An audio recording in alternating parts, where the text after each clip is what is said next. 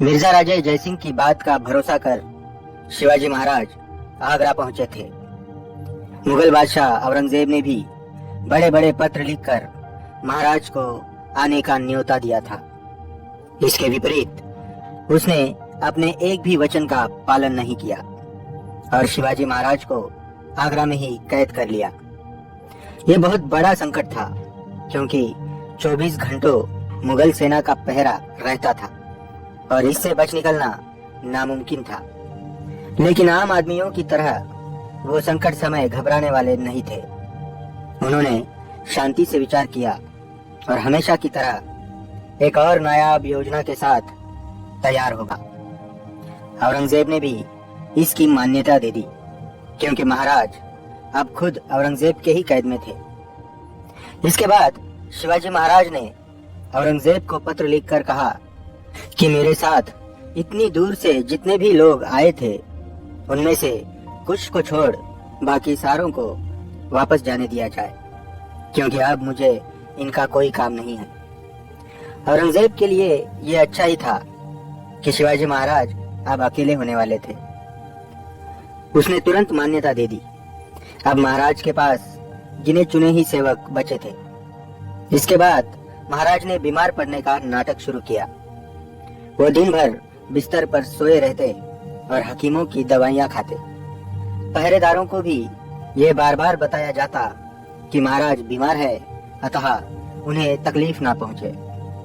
बढ़ते बढ़ते खबर औरंगजेब तक भी गई। जल्दी ठीक होने के लिए महाराज ने साधु संतों, ब्राह्मण और बड़े बड़े उमरावों को मेवा मिठाइयां बांटने की इच्छा जाहिर की। शिवाजी की यह इच्छा तुरंत मान ली गई।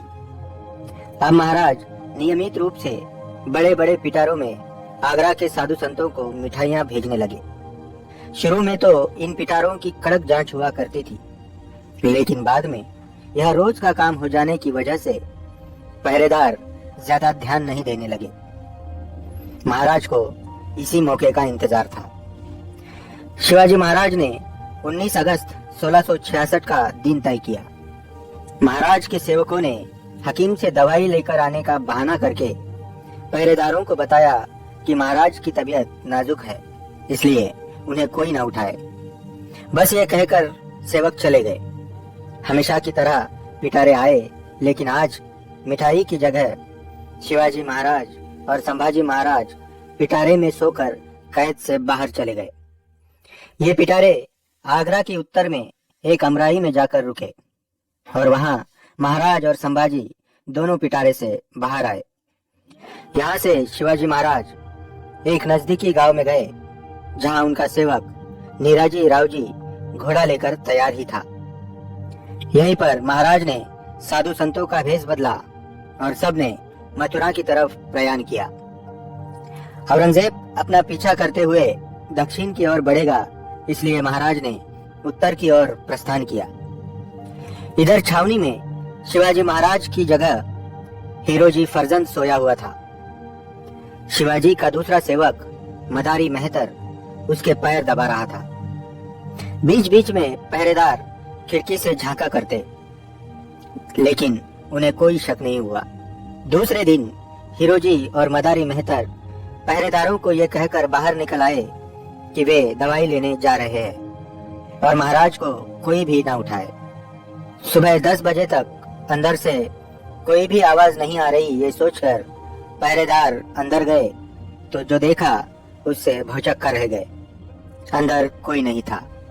हर तरफ हाहाकार मचा। फौलाद खान भी हैरान रह गया।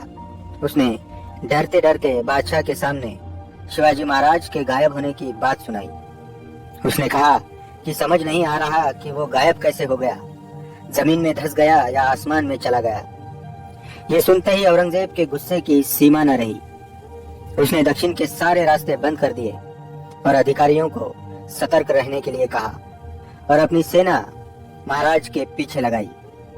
धीरे धीरे महाराज दक्षिण की ओर बढ़ने लगे। सबसे पहले उन्होंने मथुरा जाकर वहां संभाजी महाराज को कृष्णा जी, काशी और विसाजी नामक 3 ब्राह्मणों के पास रखा ताकि उन्हें कुछ हो जाए तो कम से कम उनका पुत्र तो बचे। इसके बाद महाराज इलाहाबाद की ओर मुड़े। फिर बुंदेलखंड, मालवा, खानदेश, गोंडवन और गोवलकोंडा होते हुए वे दक्षिण में वापस आ गए। दिन में पकड़े जाने के भय से वे भेष बदल बदल कर दक्षिण तक पहुंचे थे। इस तरह साधु, व्यापारी और बैरागियों का भेष बदलकर घोड़े पे सवार शिवाजी महाराज 25 दिन बाद रायगढ़ पर कुशल मंगल पहुंच गए। उनके आने से उनकी माता और समस्त महाराष्ट्र को कितनी खुशी हुई होगी, ये सोच के परे है। शिवाजी महाराज ने आते ही ये जाहिर कर दिया कि संभाजी महाराज आते आते रास्ते में मारे गए। इसकी वजह यह थी कि संभाजी के पीछे औरंगजेब की सैन्य ना लगे, उसे मरा हुआ मानकर वो संभाजी को भूल जाए। महाराज के पीछे पीछे 20 नवंबर 1666 को कृष्णाजी विश्वासराव के साथ संभाजी महाराज भी रायगढ़ पहुंच ही गए। दोस्तों, वीडियो पसंद आए तो लाइक करें, शेयर करें और सब्सक्राइब करके उत्साह जरूर बढ़ाएं। धन्यवाद।